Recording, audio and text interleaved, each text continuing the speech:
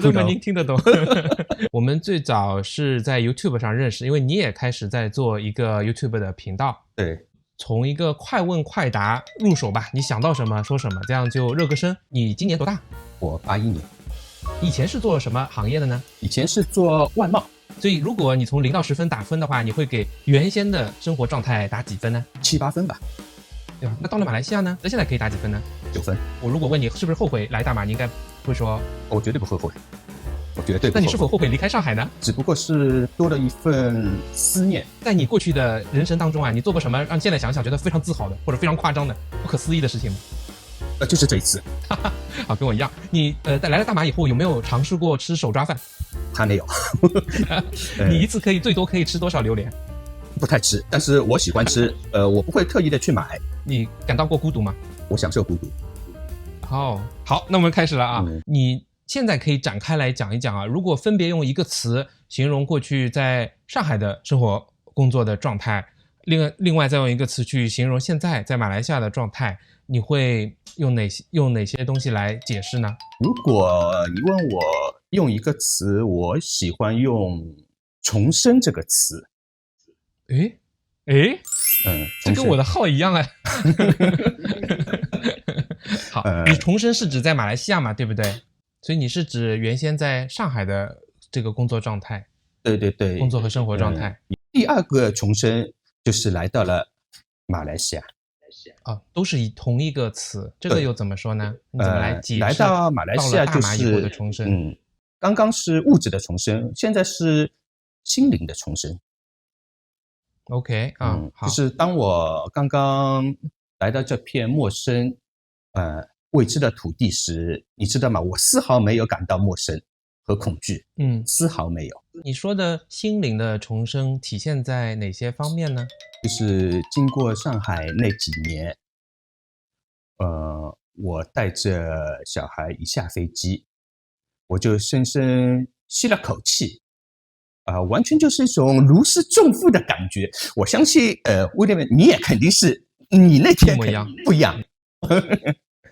样。我的画面也是电影，我的画面就是《肖申克的救赎》里面，当他最终从监狱出来，我刚想说这句话，天上下着大雨，他张开双臂的那种感觉。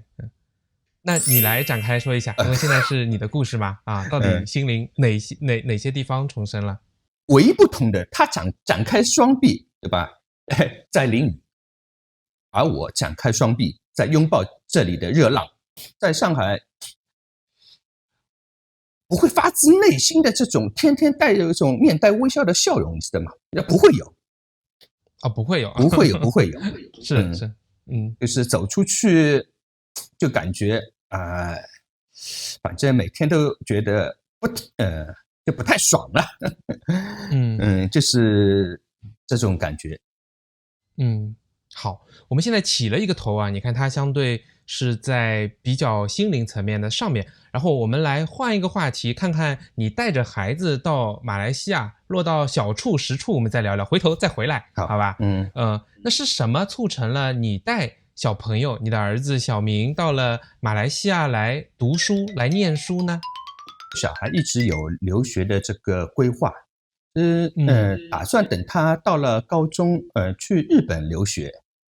OK， 但是没想到提前了这么多年，先来到了马来西亚。所以来读书并不是在你的规划之中。对，不是在这里。那他是怎么会到马来西亚有变成这个故事呢？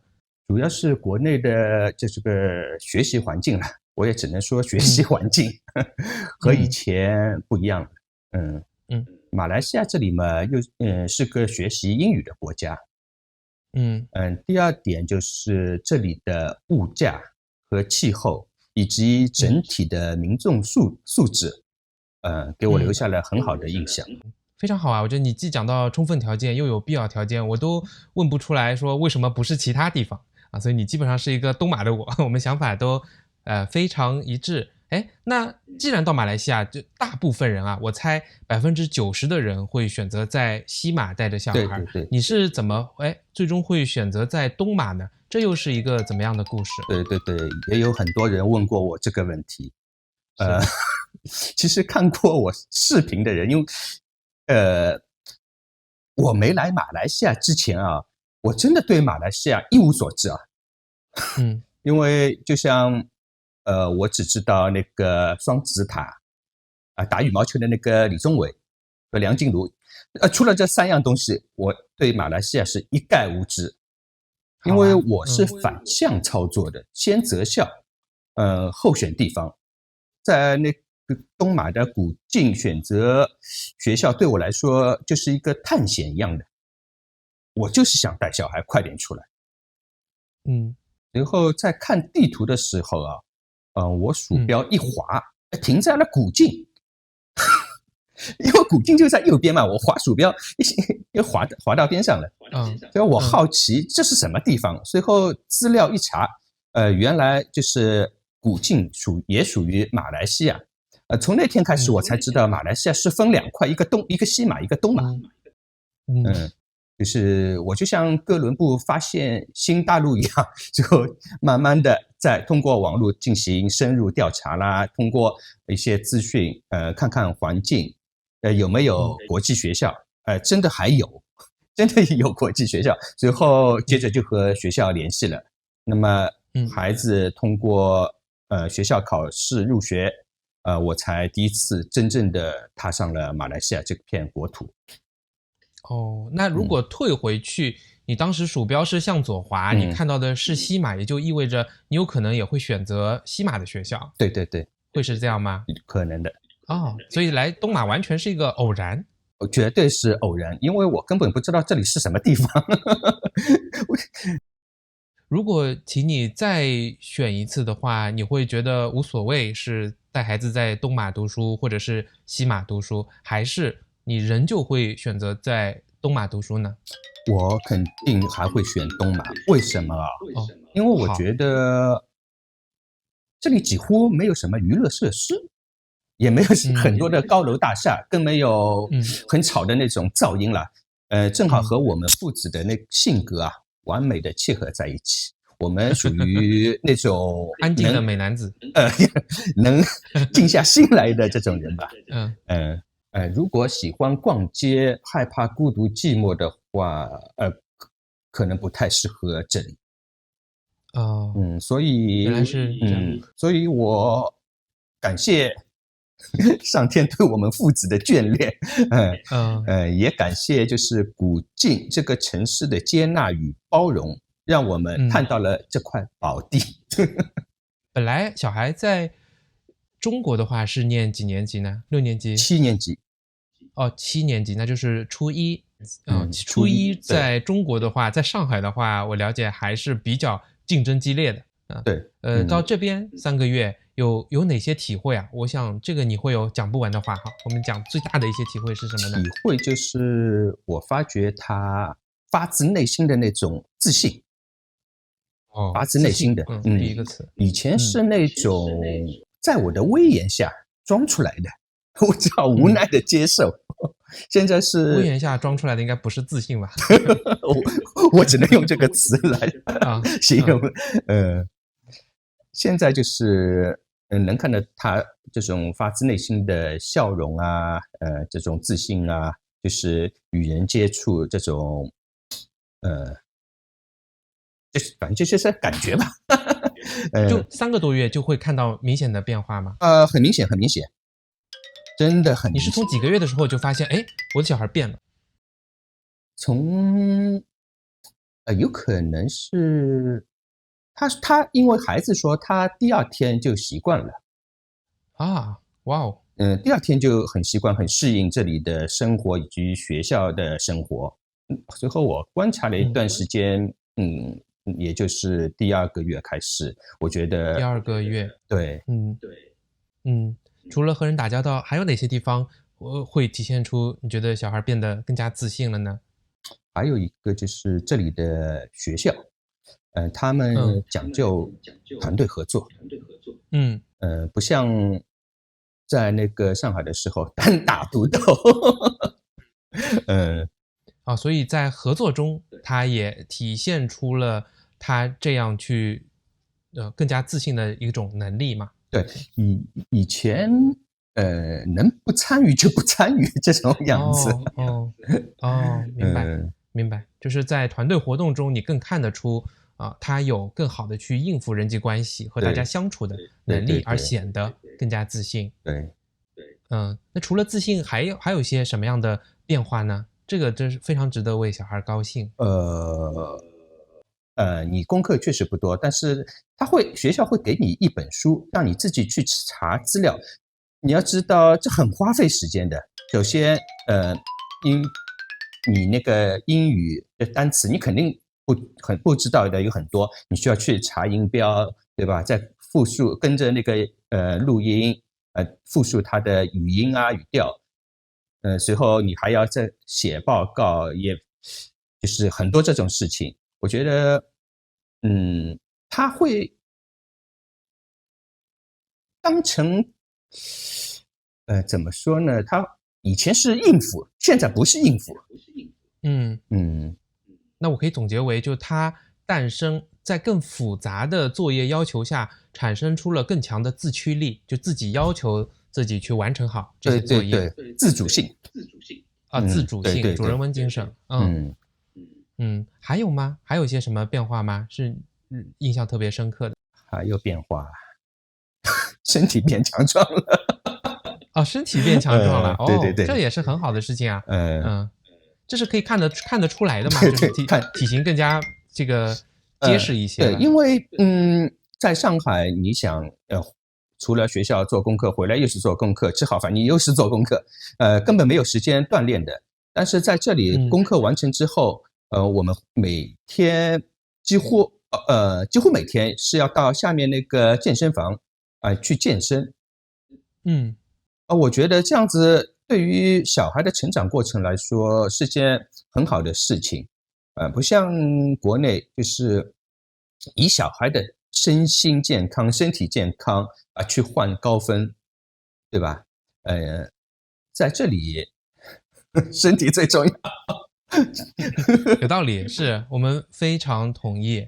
但是有一个特点啊，你是作为一个爸爸，单独带着小孩出来的。我也看过你之前的视频，说流着泪告别了妻子，出来。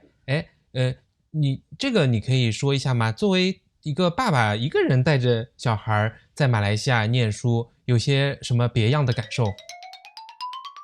因为他在小的时候，在上海的时候，因为我妻子工作关系，基本上是没有办法顾到家的，所以从他很忙，从他小时候我就一直是带着的，是陪伴，然后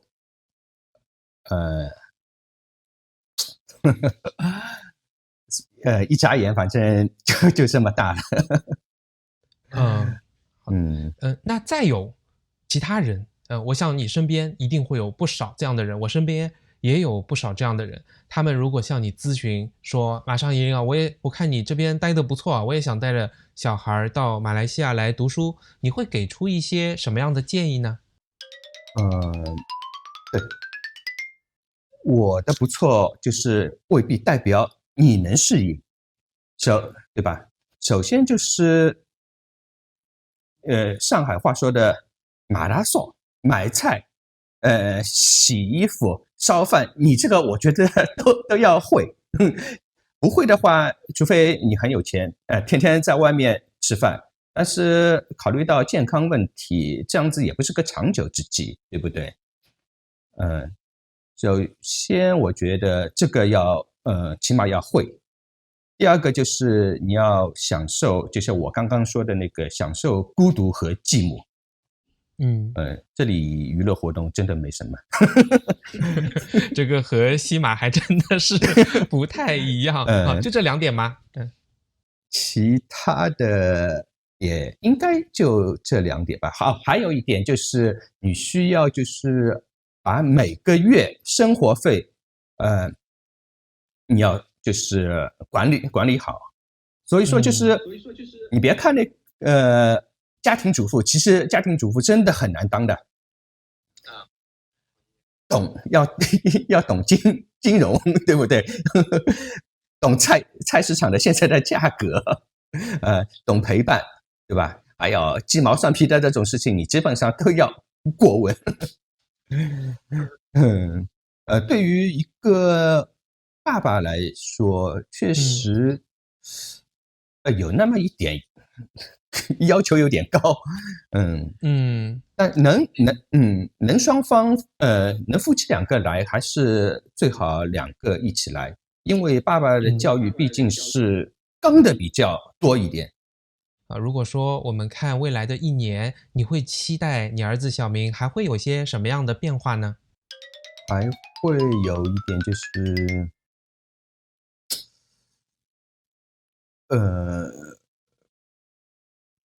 学业上面，我想说的是，希望他会更加就是，很流利的这种，在生活上，可以就是帮助到一些比如说邻居啊，或者是同学啊这种，在家里就是能像一个男子汉一样，就是多承担一点事情。我相信这里的教育应该会是把小孩教育成这样的。已经非常全面啊！我觉得你给他的是一种全人教育，既在学业上可以更好的跟得上，然后在家里承担更大的责任，也挑起在社区中的一些责任，为社区进行一些付出嘛。因为那我们请说。因为是男孩子嘛，不管他将来是不是成家立业，我觉得这种责任感还是要有的。同意，确实这是和男孩的教育特性有关系的。如果我们把聚光灯再回到你的身上，你刚刚有说你享受的是孤独这样的乐趣，还有没有一些真正的乐趣啊，使得你心灵重生，享受在马来西亚的生活？有，你可以分享一下吗？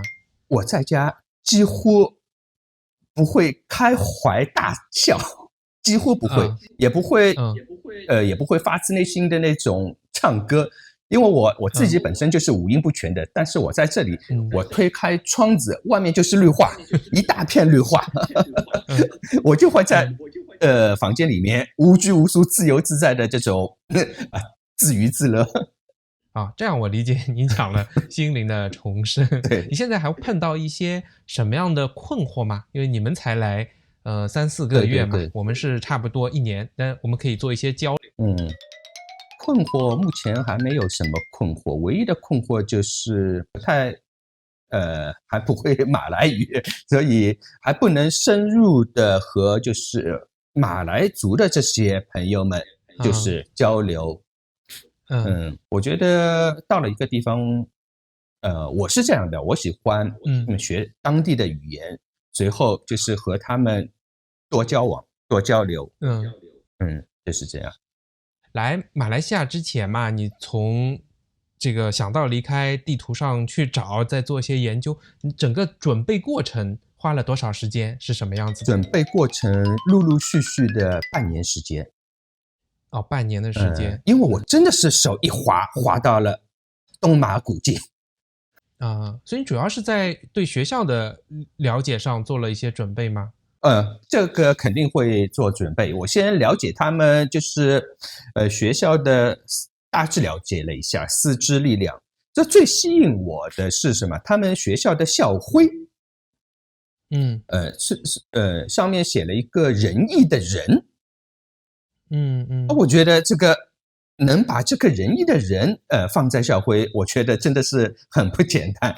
对于一个国际学校来说，所以这有可能一点是吸引我的。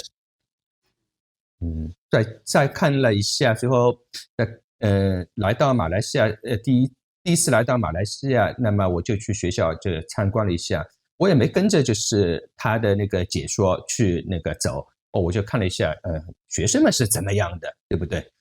眼见为实嘛，对吧？嗯嗯，那你在申请学校的过程是自己 DIY 的，还是有找了代理来协助呢？我自己联系的。哦，所以你们俩申请的就是学签和陪读签。对对对。嗯，其实也未来在申请第二家园。哦，你是申请了东马的第二家园。对。整个过程都是自己来办理的。在申请那个第二家园是我找那个代理的，学校是我自己联系的。明白。所以你就是靠申请好的东马第二家园来办理了学校的申请。那时候还没有就是落实这个拿到这个第二家园签证还没有。只不过是在过程当中，我现在还在申请过程当中。是，就进行了学校的申请嘛。对。你孩子因为在这边国际学校直接入学的是 middle school 嘛，你觉得他在语言的衔接上还算是顺利吗？语言衔接上，因为我有这个意识，别的科目能学好肯定是最好，不好也无所谓，但是你这个英文是一定要学好。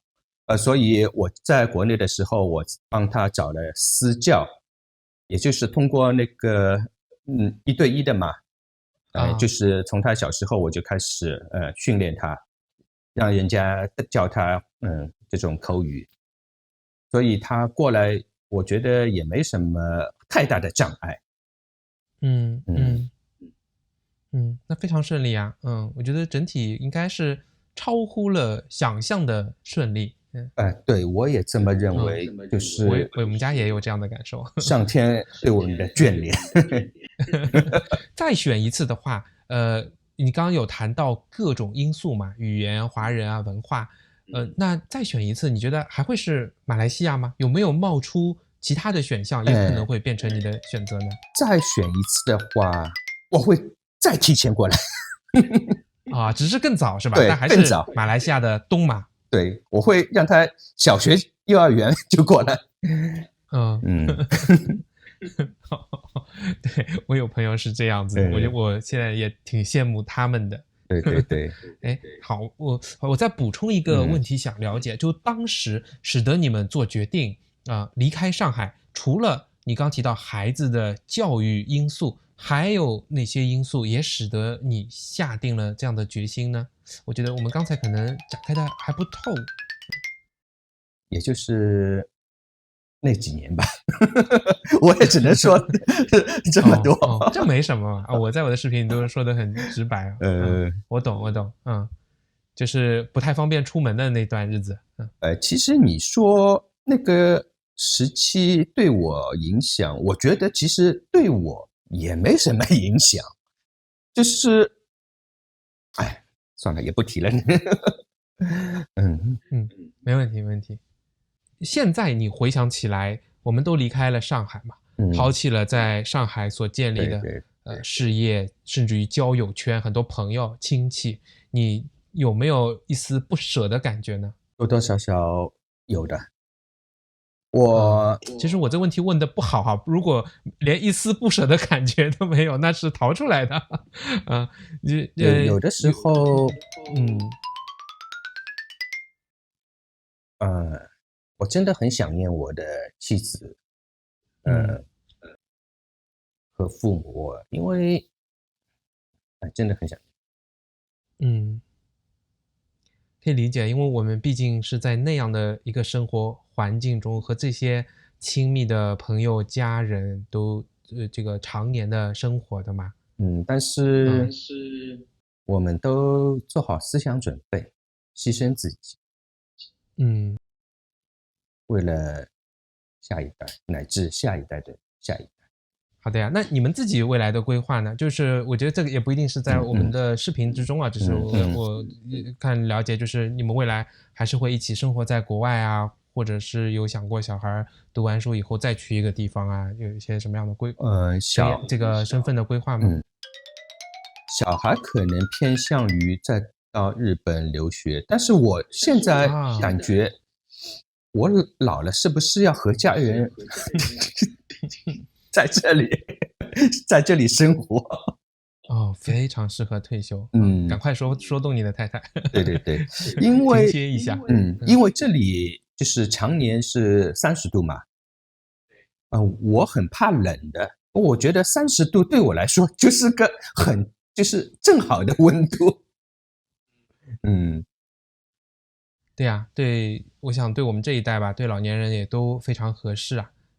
祝愿你们尽快团圆，生活在一个物质心灵都属于你们自己的马来西亚。谢谢。是我们自己来，还是有一点让我们感到更好的被固定在马来西亚的，就是这里的人还是非常善良的。就是你讲的，在上海，就人与人之间互相不认识，城市很大，市政建设很好，但人与人之间的冷漠还是可以感受得到的。对，很强烈，但是我在这里就是每天面带微笑，哪怕对面不认识的人，我们迎面都会面带微笑，我就觉得哇，这个感觉真的完全不一样。但是你在上海的话，如果对面面带微笑，我的脑子肯定是像芯片一样高速运转，我肯定想你有什么目的吧？对，我们在视频中说过类似的，结果被一个上海人说我们反正好像没必要这样黑上海。这不是啊，这个我们说是大家都会带着一个 poker face 嘛。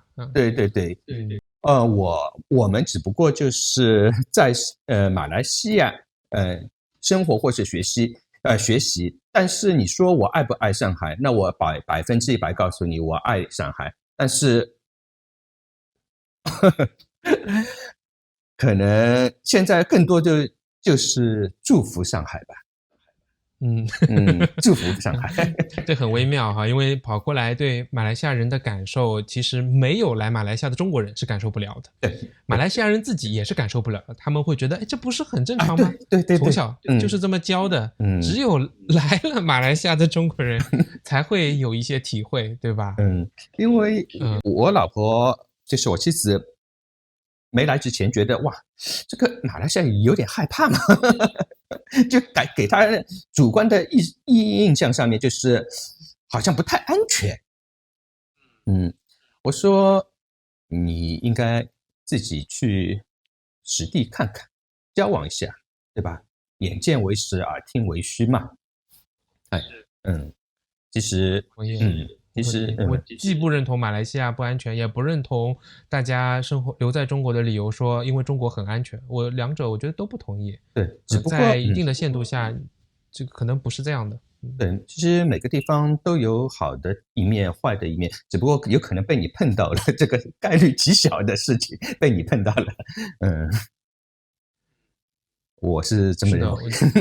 还是你们很勇敢呀，因为有这样的一个想法的人太多了，但有这样想法的人能够说出来去了解一下，减掉一大半。在了解了之后愿意动心动身，真的做出这样变化的又是少之又少，所以只有懂得才懂，真的。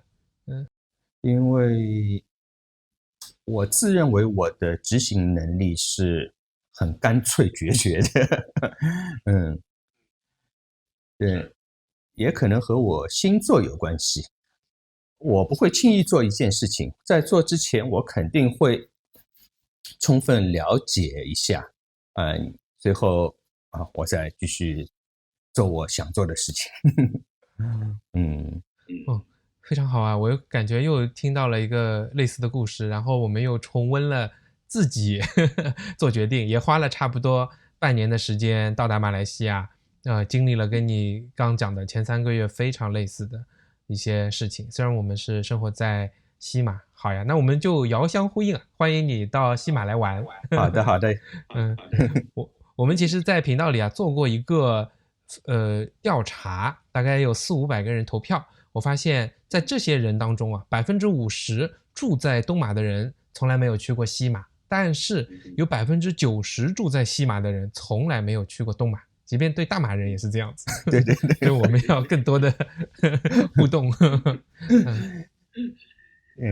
每次从那个吉隆坡转机都没有出境过。好，那我们到东马来玩，也可以跟你来多多请教咨询。哎呀，请教不敢当，我也是刚刚习惯这里。好呀，行，非常感谢你的时间啊，马上赢。哎呀，谢谢大家，好，谢谢我们后面主持人在那个微信上联系，祝你成功，也祝你的频道成功，大家也可以去关注马上赢更多的内容。谢谢威廉，谢谢你，好，拜拜。拜拜。对了，大马生活家就是我小光头和家人生活在大马的实录。我们希望带给你生活在异乡的勇气。我的频道风格有点多样，思考相对深入，表现稍显生动，制作就算经典。希望你喜欢，帮我一起按赞、分享、订阅，我们一起打败诱惑的算。谢谢。